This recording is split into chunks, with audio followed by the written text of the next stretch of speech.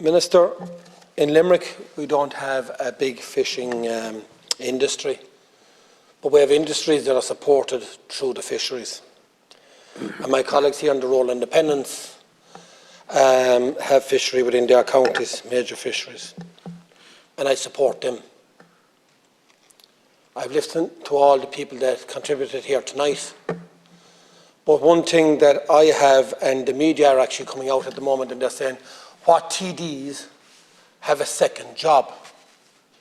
I'm self-employed all my life. I've been self-employed. Why do you understand what the fisheries are going through? They are self-employed all their lives. Most of the rural independents are self-employed all their lives. Why do the rural independents make so much sense? We understand business. We understand hardship. Whether you're an SME, no matter what job you're in, 51% of the people in Ireland in this are self-employed. And they give to jobs to 51% of the people in Ireland. We heard tonight contributions that said, and it was named out, that you were on the side of the fishermen a number of years ago. My question to you is, you became minister. Have all the morals that you have said for years that you were standing up for the fishermen and women of this country, have you sold them out for the position that you hold? Irish people are known for their culture. When you go into Europe, they recognise the Irish culture. The farming culture, the fishery culture, all our cultures are recognised. But the only people that are selling out the Irish culture is the Irish government. You're selling every culture that we have in our own industries and SME industries, you're selling it out for Europe. You were sent to Europe to fight for our country and the people in Ireland. No matter what industry that they're there, all ministers are there to fight for us. You sold us out. You sold out 85% of the fisheries in Ireland. Does that not resolute with you what you have done in the position you're in? I don't say it lightheartedly, but in our government we have a fierce problem at the moment. We have too many career politicians, and people on the opposition, like the rural independents, are bringing from what the grassroots of all your parties that you stood up for, we're bringing it now to the table to you, because the second you get into a position, you let civil servants rule you. You should be taking on your department and telling them what to do.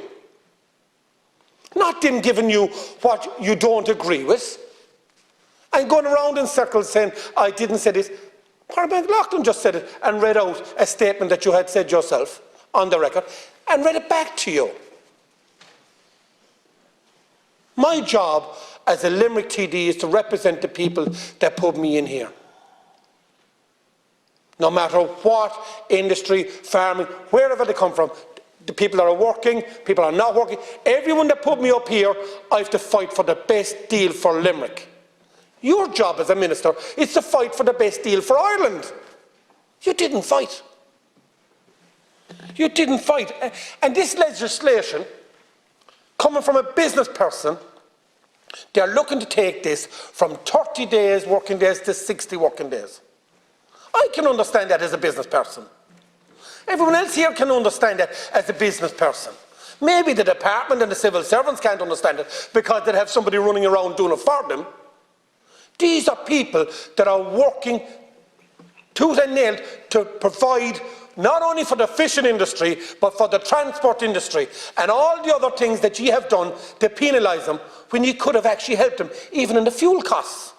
But what you do, you penalise them again. You're making things impossible for any industry in Ireland to survive. All you're doing is creating inflation. We can see it in the ports. More legislation, more stopping from stuff coming into this country or leaving this country. But if we drive through the north, 2.8 billion in increased transport going through the north because it's relaxed. But no, we have to do it differently in Ireland. We're 0.01% of global emissions. But if you look around Europe, we have the biggest amount of stipulations put at us by the ministers that are city-based, non-business-based, and you're being led by your departments. Stand up and take on your department.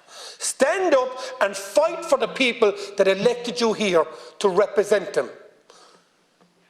Give them one small piece to say that they'll have an extra 30 days because they have to stay outside in the waters longer and catch probably least amount, throw back fish, and the biggest point I'm going to make to you is they're pulling into their ports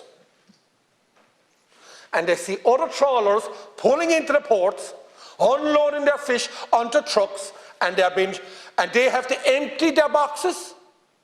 And what are some of the penalty points coming from? That when they go out to get penalty points, they're weighing in with their boxes and their ice inside it, and they're telling them, no, you're overweight, it's penalty points. But there's no chastising of other foreign vessels that can come in and do what they want and then come into the same port as them and load, unload and go as fast as they can out to catch more fish.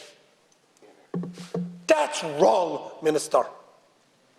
Stand up for the people that elected you. Stand up for every county in Ireland that depend on the fishery through transport, through the fish shops, through everything. Stand up and make your imprint in Irish politics and don't be a career politician for the position that you hold. Thank you, Councillor. Thank you, Deputy. Deputy, in the course of your impassioned contribution, you made reference there to the Minister's morals. And I know you're a new Deputy, so I didn't want to interrupt you, but I think we'd all have to accept that we can come in here and have a debate and vehemently disagree with each other and have radically different approaches to matters. But it's beyond the pale for us to start questioning other people's morals. Everybody is here, in my view, to do the very best they can, and I think we should accept that. Minister.